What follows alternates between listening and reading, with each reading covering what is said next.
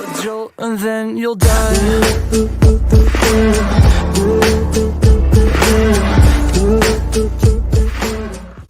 Hi friends, ఈరోజు మనం యూట్యూబ్కి సంబంధించిన థంబ్నైల్స్ ఎలా తయారు చేయాలో చూద్దాం.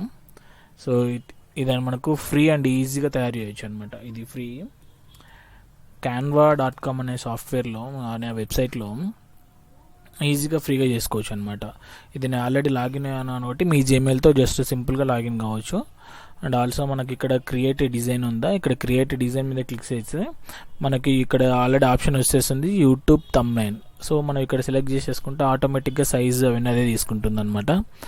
సో దాని తర్వాత సో ఇక్కడ ఆప్షన్స్ ఉంటాయి, టెంప్లెట్స్, అప్లోడ్, మనం అప్లోడ్ కావాల్సిన వీడియోస్ అప్లోడ్ చేసుకోవచ్చు, photo, elements, text, videos, backgrounds, ఇవన్నీ మనకు అవసరం.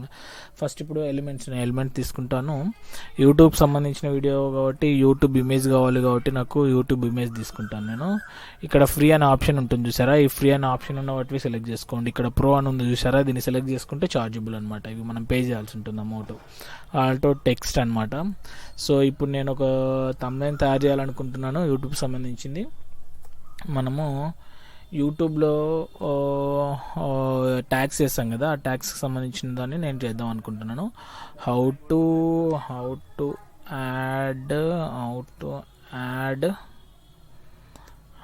యాడ్ ట్యాగ్స్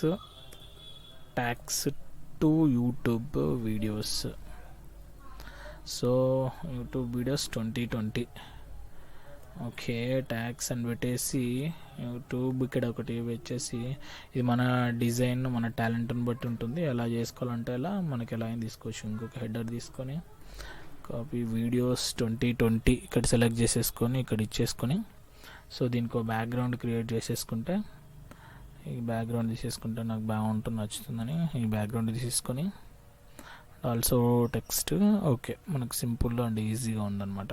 కలర్ బ్యాక్గ్రౌండ్ మార్చుకోవచ్చు కావాలనుకుంటే, ఇది white. Okay, so just download JPG, download, that's it. అంతే, ఈజీగా సింపుల్గా అయిపోతుంది అనమాట. ఇది నేనైతే సింపుల్గా చేశాను.